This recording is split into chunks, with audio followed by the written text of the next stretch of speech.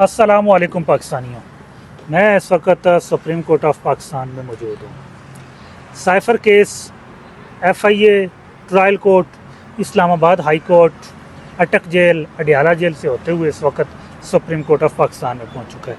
Supreme court of Pakistan के अंदर इमरान खान की दरख्वास्त ज़मानत बाद अज़ गिरफ़्तारी वो दायर कर दी गई। उसका तमाम प्रोसेस जो था वो मुकम्मल कर दिया गया है।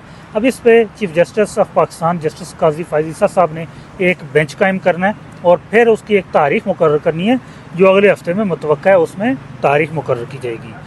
साइफर केस के अंदर पूरी कौम का ये मुतालबा था कि इसको सुप्रीम कोर्ट के अंदर ले जाया जाए और आज ये कौम का ये मुतालबा पूरा हो चुका है। अब साइफर केस सुप्रीम कोर्ट के सामने मौजूद है। अब इस पे सुप्रीम कोर्ट के फाजल जज साहिबान के सामने वो तमाम नुकात रखे जाएंगे कि जो साइफर केस के अंदर इमरान खान के साथ नाइंसाफ़ी की गई, ट्रायल कोर्ट के अंदर हुई, इस्लामाबाद हाई कोर्ट के अंदर हुई, और इमरान खान का बतौर वज़ीर-ए-आज़म जो इस्तिकाक था उसको मजरूह किया गया, उसका ख्याल नहीं रखा गया।